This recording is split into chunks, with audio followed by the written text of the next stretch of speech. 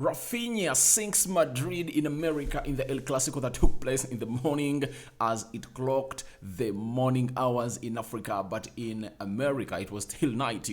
There is close to a 7 hour, 5 to 7 hour difference between Uganda, Africa, and America in there for you. So guys, that's what happened in America in there for you. And there is a battle I want to talk about, all about Kounde. Battle heats up. Is it going to Chelsea or Barcelona in there for you? We are having lots of shocking stories as far as Kounde to Chelsea or Barcelona is concerned in that for you. Welcome guys, it's our first video of the day. Good morning, good afternoon, and good evening. It depends on where you're watching us from. I go by the names of Rokani David onto the Rokani Media Football. And guys, you are really looking nice and you guys are really great who always keep it this channel, because if it's not you, we wouldn't have been here. You get? So allow me thank you once again. I know some of you have been in church. Welcome back from church, guys. Some of you pray from home like me. You get? So welcome back from church. And those that are still at church, by the way, for the evening service. You guys go on and really praise the Lord, because he's the reason as to why we're here. And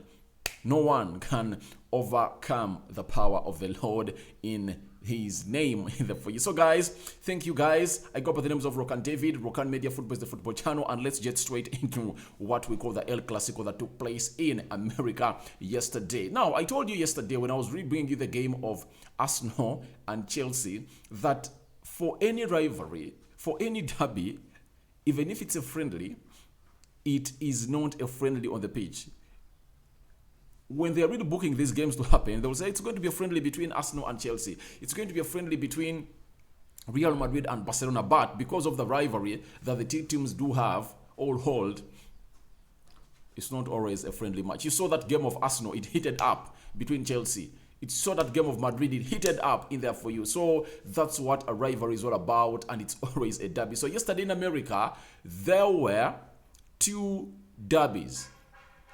One was the London Derby in Florida, Orlando City, between Arsenal and Chelsea. Then the other was between Real Madrid and Barcelona, and it was settled in Las Vegas. That is America. You get? So I've already talked about Arsenal and how they beat Chelsea 4-0. Allow me talk to you on the Barcelona versus Real Madrid game in there for you. Barcelona's intensity is immense, guys. I will believe that when you look at how Barcelona played yesterday, Real Madrid is really going to have a high hill to climb to go ahead and really meet the levels of Barcelona. Recently, Barcelona brought in Raphinha, they brought in Lewandowski, they brought in Christensen, they brought in Jules, they brought in Frank Casey. Which other player they brought in? They've resigned Dembele, because Dembele Osman is like a new signing for Barcelona. Reason being, he was really out of contract and he was a free agent. Then Barcelona convinced him and returned and signed a 2-year deal at Barcelona in there for you with a buyout clause of 500 million euros. That's it. So when you look at Real Madrid, they've only bought in Tchouaméni. Only. Their target was Kylian Mbappe, but he was convinced by PSG and he really stayed that side. So Raphinha scored in the 27th minute of the game, yeah, if I'm to remember very well, in a ball that it was all about. The goal was all about the press of Barcelona. The press of Barcelona from the beginning of the game looked like it was going to come in and really give us a result, because if Lewandowski was not so much selfish, in only 10 minutes, Barcelona would have been ahead of Real Madrid, because they are so much threatening on the goal of Real Madrid. But Lewandowski looked so much selfish, and he was not passing in other players in there for you. But obviously, Barcelona took the day. The press they did in the wide area of the right, where there were Valverde, Militao, Tchouaméni, and which other player? So when they really tried to play those double passes, and they really looked good, but Barcelona was pressing in there for you. The Ansu Fatis, Jordi Alba, which other player? Busquets were pressing into that corner. Then, because of the press, Militao wanted to change that ball and really switch it to the right to find Alaba. And guess what? He did a square, and the square was a blind pass. It finds Raphinha in a well-positioned area outside the 10 box area of Real Madrid. He uses his inner foot to curl that ball into the back of the net. it was an exquisite. It was a shot that was really taken very well, and it really looked nice. Exquisite finish from Raphinha. That was it. He really took it with precision, and it went to the back of the net, and he really put Barcelona ahead. But when you look at the stats, it shows you how much Barcelona really went ahead to squeeze a team which goes by the names of Real Madrid. Let me show you some of the stats, and you see how Barcelona really squeezed this team. 9 shots, 16 shots. You get by Barcelona. 0 shots on target. Have you heard? 0 shots on target. That means they aimed nothing to the goal of Barcelona. The only close they came was that Valverde shot he took from the middle of the area, and it went and really struck the post, and it went back into play. That's the only how close they really came in through, because Barcelona defended like Vinicius Jr. Vinicius Jr. is a very fast winger off the left flank, but what Xavi did, he got Araujo. Araujo is really good at being fast. You get? So he is the only player that could match the pace of Vinicius Jr. And he did it, by the way, in the El Clasico, where Barcelona beat Real Madrid by 3-1. You remember that very well, because they are having Dani Alves by then, 38 years of age. He knew that they are going to capitalize onto his slow pace, because the more you grow, the more you cut the pace. So what he did, he put in Araujo in there for you. But I wonder why Ancelotti didn't know this, because if I told him I was Ancelotti, I would have told Vinicius Jr. that play inside in the half space onto the left side area of the pitch. Then you leave that line for Alaba to fly. You get? Such that you disorganize the plan of Barcelona, because the plan of Barcelona was put Araujo that side to stop Vinicius Jr. from creating all what he does. And Vinicius Jr. is comfortable on the ball. We believe that it's better to let him cut inside and not play so much onto the wide area. You get to the extreme ends of the wide area. So I think that was something that Ancelotti got wrong.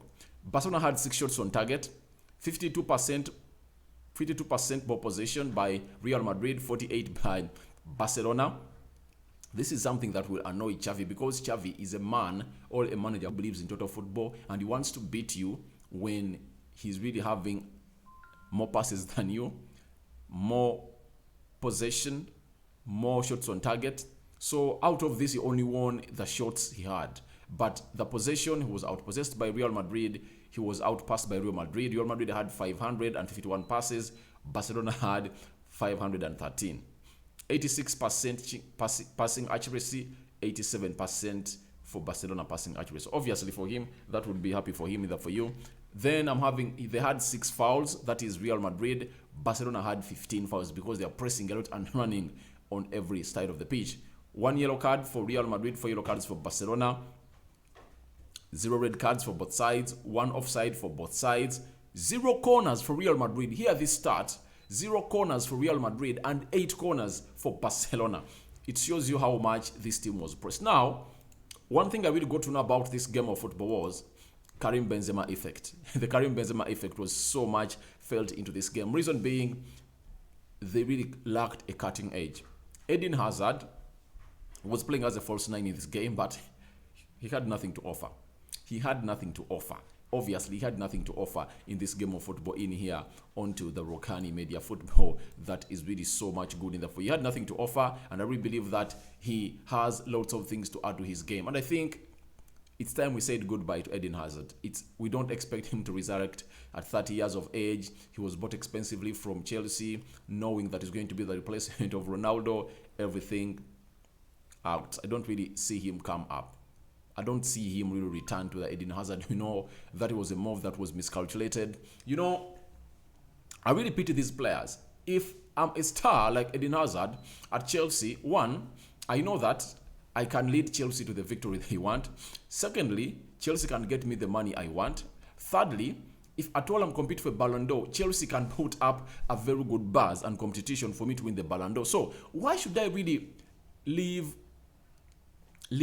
a team like Chelsea that has really nurtured me to the levels of where I am to go to a team where I'm going to battle for supremacy. You see, players like Eden Hazard operate so much more in the spotlight. They really give us their best when they are the ones that the team is looking at. But in Madrid, you find they're the stars. You get? That's why you see that it was easier for Ronaldo to gain the stardom at Real Madrid, because by the time he went there, he was speedier than any of those players there. The only senior player there that would have really outshined him was Raul, but according to where the world was, Ronaldo was really great because he was a Ballon d'Or winner. If at all Eden Hazard was a Ballon d'Or winner and walked into that dressing room of Real Madrid, he would command respect and everyone would say, all right, we are playing for him in there for you. But the moment you walk there without being a Ballon d'Or winner or anything special in the world, he was a special talent, he's good and talented, but you need to walk into Madrid when you are really someone, you get?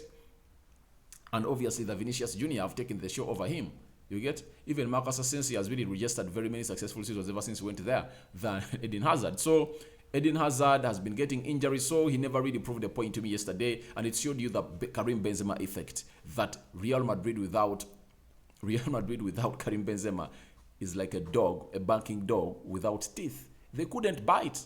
That's why they never had a shot on target, because they never had Karim Benzema. If at all they had Karim Benzema, it would have been a different story altogether, because Benzema is really different. You get? So that's what it had to come into this game of football to talk about, that the Karim Benzema effect is really so much great. And one of the stories that I'm going to cover on my other channel known as United Matters channel is Frenkie de Jong being played as a central defender, a signal that Xavi wants him out of the club.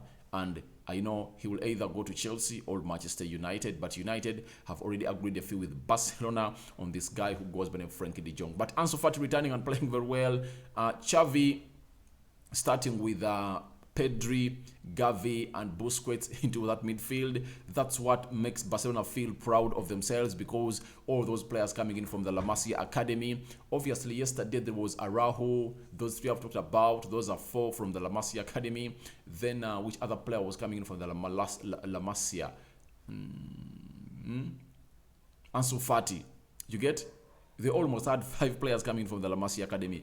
That really excites Barcelona everywhere. They're excited, and that's what they really want to be doing day in, day out. Now, let's get to the story of Jules Kounde. Jules Kounde is really one of those stories that has really turned around like that of Raphinha in the for you. I remember on Wednesday, it looked like Jules Kounde was going to Chelsea, but things changed.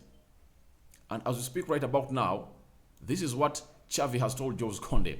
Xavi has told Jules Kounde that he will be the first choice centre-back in the squad.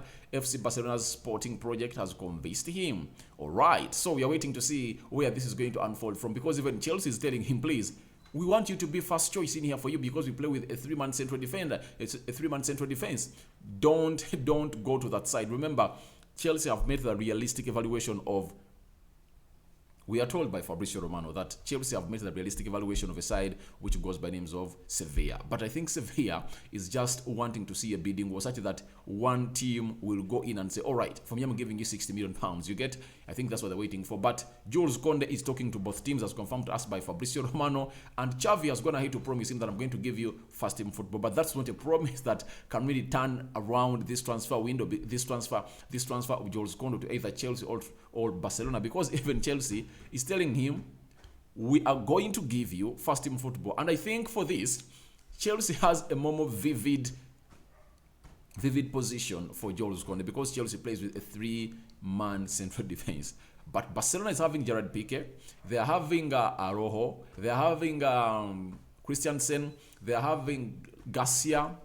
And if I thought they bring Jules Kounde, they're going to be 5 central defenders. So there's going to be battle for presses. But at Chelsea, he's completely sure of starting into that central defense. So I think that promise by Xavi is not convincing enough. Then Fabrizio Romano has told us today that Chelsea are not happy with Jules Kounde's situation. They considered his transfer imminent. Paperwork sent to Sevilla as well. Now FC Barcelona are pushing a lot, and there is a feeling it's another Raphinha story. Remember, Chelsea are not okay with Barcelona. After Chelsea came in and really outbidded the likes of Arsenal, and they put in £60 million for Raphinha, Barcelona came in and really did the needful to take Raphinha. But I don't blame Barcelona in there because the player was so much convinced to go to Barcelona than going to a side which goes by the names of Chelsea or Arsenal in there for you. So this time round, Chelsea had agreed personal terms with the player last year, you get, but they just looked on and said, all right, let's first go in and bring Koulibaly in there for you. It looked like they're not on Jules Kounde, and I think the way they really treated Jules Kounde, I think changed his mind that maybe I'm not a priority and I'm not needed at Chelsea. Reason being, having agreed personal terms with him last year, he thought that he would have been the priority signing for Chelsea, having lost Rudiger and Christensen. But guess what? They went in for Sterling. That would have been okay. And they went in for Koulibaly. After Koulibaly, they wanted Kimpembe and Nathan Ake. I think that changed his mind on Chelsea and said, all right, they never wanted me. And I think that's why he's really prolonging this story. He might find himself going to Chelsea because Chelsea is going to give him better wages in there for you, a 5-year deal that is so much lucrative in there for you. But he's just trying to show Chelsea that what you did was not good and I have to really play this hide and seek until you guys will get me, but it won't be an easy game to get me in there for you. So I will believe that Jules Kounde might end up at Chelsea, according to me, but let's wait and see how things are really going to go on and really happen into this deal of football in there for you. Now, Gerard Romero, you know him, is so close to Barcelona that he knows whatever is really going there for you. And for this window, he has been so much on point and he has been so much real. And his truth has really proved very many people wrong. After telling us that De Jong to United is 95% deal done around the 11th of May, now the deal was really so much confirmed after like 2-3 weeks. And the moment we saw Richard Arnold, the CEO of Manchester United, and the technical director, Motaf, in Barcelona, what more evidence do you want to hear from that than that? So he's been so much close to Barcelona, and this is what he's telling us, that everything is on track for Jules Kounde to officially become an FC Barcelona player either today or tomorrow. You get? So it looks like Barcelona are really into the lead of this story. Then at the spot, I've told us that agreement between FC Barcelona and Jules Kounde for contract until 2026, his signing is getting very close, meaning that Chelsea have been beaten out of the way. And Fabrizio Romano has told us that Chelsea believe that they have done everything they can and sent official offers to Sevilla and Jules Kounde. They have been waiting for final green light for 3 days, but it hasn't arrived. When that happens, you just know that the deal is out of your hands, because you go there like proposing to the woman first, and she tells you, wait and see, let me see, I'll talk to you later. It takes 1 week, it takes 1 month, it takes 3 months. Just know you are not the man she loves. Just know your proposal was not worthy a yes. So, with the way Sevilla are treating Chelsea, they really want a bidding war between Chelsea and Barcelona. I mean, all of this that is happening there for you, something is going to happen. Jules Kounde, where does he want to go? Because he's talking to both clubs either for you, and Sevilla is talking to both clubs. Now, how can Sevilla, this is where everything really beats my understanding and mine. Sevilla got this player from France, and with the amount of money they are selling this player, that team where Jules Kounde came in from has 20%. Now, how does Sevilla agree a deal with a Barcelona that is financially lame, yet there is a team that's willing to give you £55 million? I'm waiting to see how this is going to unfold in there for you, because even Sevilla doesn't want to really strengthen the other side they're competing with in the La Liga. I think if I told them Sevilla, it would have been very much okay to go in and pay all and really take this player to Chelsea in the Premier League, because the only way I'll find Chelsea is when we are playing in the Champions League. You get?